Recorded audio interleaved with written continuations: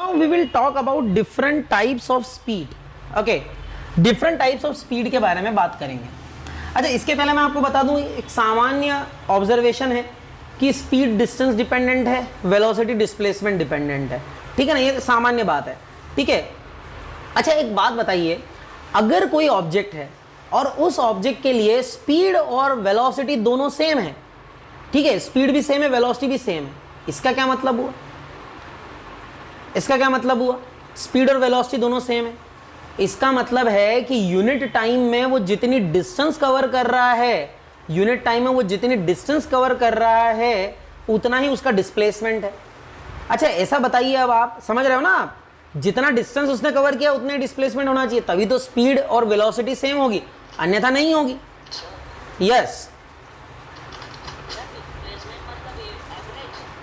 Displacement मतलब average. इसीलिए बच्चों हमें पढ़ना पड़ता है, रिवाइज करना पड़ता है. ये प्रश्न किस सज्जन ने पूछा है, क्या मैं नाम जान सकता हूं? केशव लग रहा है मेरे को. हाँ सर. Very good Keshav. अब ध्यान से सुन, डिस्प्लेसमेंट क्या होता है ये तो तुम्हें पता होना चाहिए ना, पुराने लेक्चर्स रिवाइज किया करो. इसलिए सारी लिंक शेयर की हुई है, सब शेयर किया है बच्चों, पढ़ा करो जरा उसको.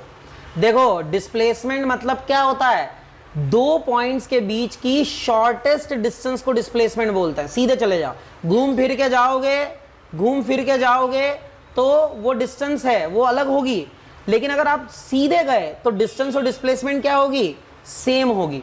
अब मेरा प्रश्न क्या था? मेरा प्रश्न भुलवा दोगे तुम. मेरा प्रश्न क्या था?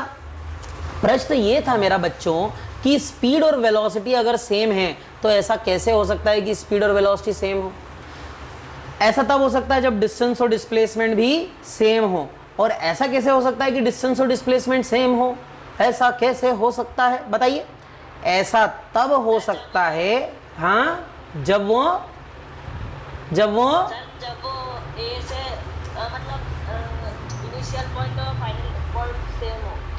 नहीं, वो तो ठीक है, लेकिन वो घूम के भी जा सकता है तो डिस्टेंस बदल जाएगी. यार, यह सार्थक ने बिल्कुल सही रिस्पांस दिया है चैट बॉक्स में. When it goes on a straight path. भैया, डिस्टेंस और डिस्प्लेसमेंट तभी सेम होता है जब ऑब्जेक्ट जो है वो स्ट्रेट पाथ पे मूव करता है. When the object is moving on a straight path then distance and displacement they are same, otherwise they are not same, they are not equal. आपको बात समझ में आई मेरी? और अगर डिस्टेंस और डिस्प्लेसमेंट सेम है तो याद रखिए, डिस्टेंस और डिस्प्लेसमेंट सेम है तो स्पीड और वेलोसिटी भी क्या होंगे दोस्तों? सेम होंगे. ठीक है, स्पीड और वेलोसिटी भी सेम होंगे. तो चलिए बता दीजिए, झलका दीजिए जल्दी से आप चैट बॉक्स में कि हाँ, आपको इतना समझ में आ गया है. यस सर की बारिश चाहिए मुझे. वेरी गुड, बहुत बढ़िया. बहुत ही कम रिस्पॉन्सेज, इतने कम रिस्पॉन्स में नहीं पढ़ाता हूं भैया मैं. जल्दी जल्दी से लगाओ. देखो, इससे क्या होता है, इस एक्सरसाइज से ये पता चलता है कि तुम लोग सो तो नहीं रहे हो, है ना. क्या होता है, टीवी स्क्रीन पे कई बार देखते देखते नींद आ जाती है. क्यों सार्थक, सही बोल रहा हूं ना? अब आगे बात देखो बेटा, इतना तो समझ में तुम्हें आ गया है कि डिस्टेंस और डिस्प्लेसमेंट अगर सेम है, इसका मतलब है ऑब्जेक्ट मूव कर रहा है स्ट्रेट पाथ पर, और इसका मतलब है स्पीड और वेलोसिटी भी सेम होगी. अच्छा देखिए, स्पीड केवल एक ही प्रकार की ना होती है, एक ही तरह की ना होती है. स्पीड कई प्रकार की हो सकती है. जैसे आप देखते हैं, गाड़ी आप चलाते हैं, आप गाड़ी चलाते हैं, अगर चलाते हैं तो मत चलाना, अभी आपका ड्राइविंग लाइसेंस ना बना है, बिल्कुल नहीं चलाना. ठीक है, लेकिन जो गाड़ी चलाते हैं तो कभी बैठे होंगे आप, पापा चला रहे हैं, आप बैठे होंगे, ठीक है ना, बुलेट के पीछे, रॉयल एनफील्ड, और क्यों, चैतन्य, सही है ना. और आपने देखा होगा कि उस पर एक वो निडल रहती है, या फिर आजकल डिजिटल मीटर भी आ जाते हैं, उस पर लिखा रहता है स्पीड, है ना, 30 किलोमीटर, 35, 40, 45, 60, 70, 80, 90, 100, 120. वो काटा है ना, जो सुई रहती है वो, या फिर वो जो मीटर रहता है वो आपको क्या दिखाता है? वो आपको कौन सी स्पीड दिखाता है? वो स्पीड दिखाता है. कौन सी स्पीड दिखाता है बताइए जरा, झलकाइए जल्दी से, कौन सी स्पीड दिखाता है वो? ओ, कौन सी स्पीड बेटा? बोलो पुत्र जल्दी से. एवरेज स्पीड दिखाता है. बिल्कुल गलत जवाब. याद रखिए, वो दिखाता है इंस्टंटेनियस स्पीड. Instantaneous speed. कौन सी speed? Instantaneous speed. Instantaneous, instant का मतलब क्या होता है?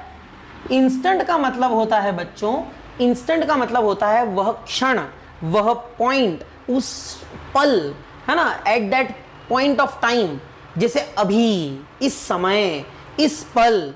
तो ये जो है ये होता है इंस्टेंट। और यहां हम बोल रहे हैं इंस्टेंटेनियस स्पीड के बारे में।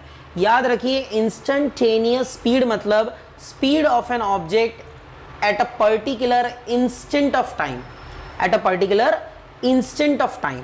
ठीक है, तो इंस्टेंट जो है अगर वो चेंज होगा तो डेफिनेटली क्या होगा, डेफिनेटली स्पीड हो सकता है चेंज हो जाए। अगर आपने स्पीड बढ़ा दी तो बढ़ जाएगी, कम हो गई तो कम, लेकिन वो उस पल पे बता रहा है। जैसे ही आपने ब्रेक लगाया तो स्पीड धीरे धीरे कम होने लग जाएगी, तो आपको वो जो आपका निडल है वो दिखाएगा कि यहाँ स्पीड कम हो रही है। आ रही बात समझ में? तो ये है इंस्टेंटेनियस स्पीड। अच्छा, एक टर्म यूज की थी, आई थिंक पिछला आंसर एवरेज स्पीड का किसने दिया था? तो इसको क्या बोलते हैं? इंस्टेंटेनियस स्पीड जो है इसको बोलते हैं स्पीडोमीटर ऑफ अ व्हीकल और speedometer of automobile. It gives you instantaneous speed. Okay, ये क्या देता है? इंस्टेंटेनियस स्पीड देता है। बताइए सभी को आ गया समझ में? पक्का? आगे बात करते हैं बच्चों। आगे की बात है एवरेज स्पीड। देखिए अभी एक बोला था एवरेज स्पीड के बारे में, कोई बोला था एवरेज स्पीड। तो एवरेज स्पीड क्या होती है ना? तो एवरेज स्पीड को आप ऐसे समझिए कि भाई वो गाना है ना, चलते चलते कहीं रुक जाता हूं मैं, है ना? तो जब अपन चलते हैं, जब अपन जाते हैं, तो अगर लॉन्ग टूर पे जाते हैं तो आपको पता है कैसा होता है कि भाई कार ले गए, अरे यार टूर की बात मत करो, है ना, भावुक हो जाता हूँ यार अभी, ठीक है, जा कहीं पा नहीं रहे हैं, ठीक है। तो अगर भैया मस्त सब जा रहे हैं कार से बढ़िया, और अब ऐसा थोड़ी कि मान लो भोपाल जाना तो सीधे ही निकल जाते हैं भोपाल की, अब तो मैं सीधे भोपाल ही टच करूंगा, है ना, ऐसा थोड़ी होता है। क्या करते हैं भाई, बीच में रुक जाते हैं, है ना, नाश्ता पानी के लिए, ऐसा करते हैं, फिर आगे बढ़ते हैं, फिर कहीं बीच में रुक जाते हैं, फिर आगे बढ़ते हैं, ऐसे एक हाथ दो ब्रेक ले लेते हैं, है ना, 150 पौने 200 किलोमीटर चलना है तो इसी तरह अगर मान लो कोई ऑब्जेक्ट है वो चलने लगा, ए से बी तक गया, बी से सी तक गया, ठीक है, इतने ही ले लेते हैं। एक हॉल्ट लिया उसने बीच में, ऐसा गया ऐसा गया, मान लो v1 स्पीड से वो गया और d1 डिस्टेंस उसने ट्रेवल करी, ठीक है, v1 स्पीड से गया और d1 डिस्टेंस ट्रेवल करी, कितने टाइम में करी, मान लेते हैं t1 टाइम में करी, है ना, ये भी दिया हुआ है कि t1 टाइम में करी, ठीक। या एक काम करते हैं, v स्पीड मत रखो, d1 डिस्टेंस ट्रेवल करी और कितने टाइम में करी बच्चों, t1 टाइम में करी, फिर उसने d2 डिस्टेंस ट्रेवल करी और वो किस में करी, t2 टाइम में करी, t1 डिस्टेंस ट्रेवल करी और t2 टाइम में करी। क्लियर है? अब देखने की बात यह है, जब आपने यह कर दिया, ठीक है, जब आपने यह कर दिया, यह डिस्टेंस कवर कर ली, अब यहां पर जो है आप केवल डायरेक्ट ऐसा नहीं बोल सकते कि भाई आप एक ही जैसी स्पीड से गए हो, नहीं गए। अगर ये t1 और t2 डिफरेंट है और d1 और d2 डिफरेंट है तो जरूरी नहीं कि आप एक ही स्पीड से गए हो। तो ऐसे समय पे हम क्या निकालते हैं, एवरेज स्पीड निकालते हैं। In this type of cases, in these types of cases we take out average speed. So how do we take out average speed? Try to understand that. If we take out the average speed, what we do, we simply write the formula of average speed, that is average speed equals to total distance upon total time, total distance upon total time। तो कितनी total distance travel करी और कितने time में करी, ये जो बताएगा इसको क्या कहेंगे हम, एवरेज स्पीड कहेंगे। बताइए, झलका दीजिए जल्दी से कमेंट बॉक्स में, झलका दीजिए कमेंट बॉक्स में, यस सर बोलिए, जोर से बोलिए, मतलब जोर से टाइप कीजिए या फिर अंगूठे दिखाइए, है ना, जरूरी है बेटा, ये सब जरूरी है, सभी दिखाएंगे अंगूठे भाई, यस सर वाले जल्दी से दिखाइए। सृष्टि का अंगूठा दिख नहीं रहा है, सार्थक ने नहीं दिखाया, भव्य का दिख गया, सृष्टि का अभी भी नहीं दिखा, वेरी गुड, सारे अंगूठे मुझे एक साथ दिख गए, यस बॉस, वेरी गुड। चलिए, तो इतने सारों के बाद अब देखो total distance upon total time अब हम कर रहे हैं। ध्यान से समझिएगा कि इसमें टोटल डिस्टेंस कैसे निकालोगे बच्चों, मित्रों कैसे निकालोगे टोटल डिस्टेंस मित्रों? आप करेंगे total time d1 plus d2 और sorry total distance divided by total time कितना है t1 plus t2, t1 plus t2। बोलिए आया कि नहीं? अरे आया कि नहीं आया? क्या आया? Total distance upon total time. Very good excellent, है ना? ये अंगूठे वाला काम अच्छा है यार, खटाक से पता चल जाता है ना? ठीक है, भव्य भले आलसी हो पर फिर भी बता देता है वो बीच बीच में।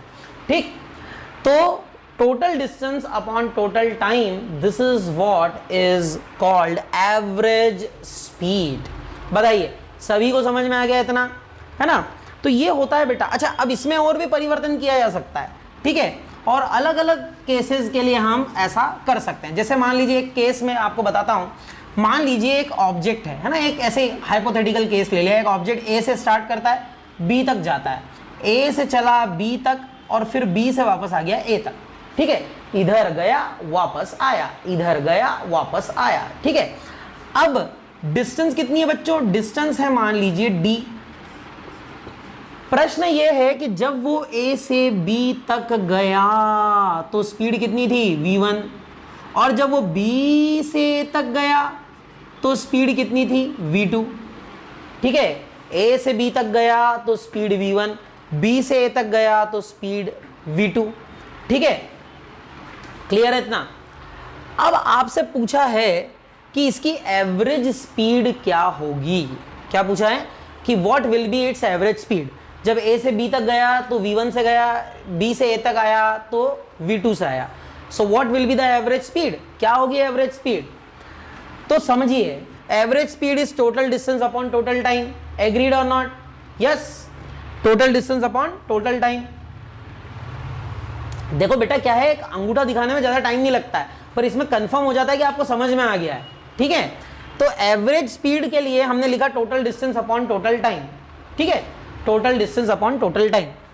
अब बात आती है टोटल डिस्टेंस क्या है।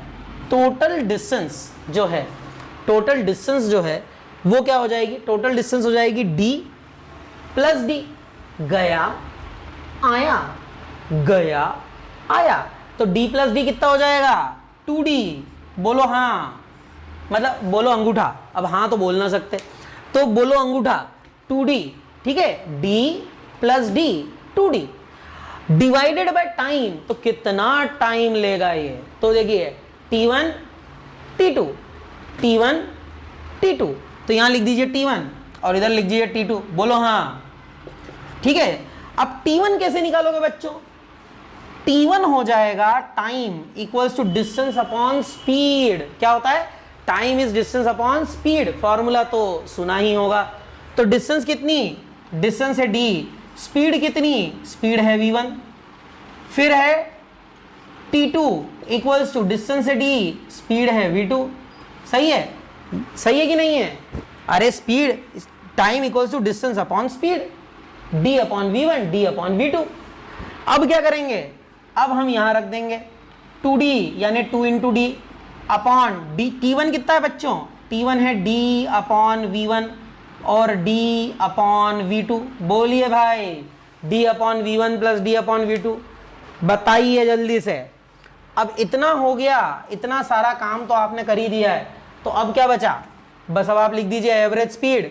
Average speed, and average speed is equal to 2 into d upon d. Common ले लीजिए जरा, d common 1 upon v1 plus 1 upon v2। अब इस एलसीएम लीजिए v1 v2, एलसीएम लेंगे तो इधर आ जाएगा v1 प्लस v2। यहां देखिए ध्यान से, d कॉमन लेंगे तो यहां 1 upon v1 plus 1 upon v2 बचेगा। इसको लिख देंगे v1 plus v2 upon v1 v2, LCM लिया। और नेक्स्ट स्टेप, d से d कैंसिल हो गया, d से d हो गया कैंसिल। ठीक है, और फाइनली ये आ जाएगा twice v1 v2 upon v1 plus v2। ठीक है, so this is the answer of average speed. Okay,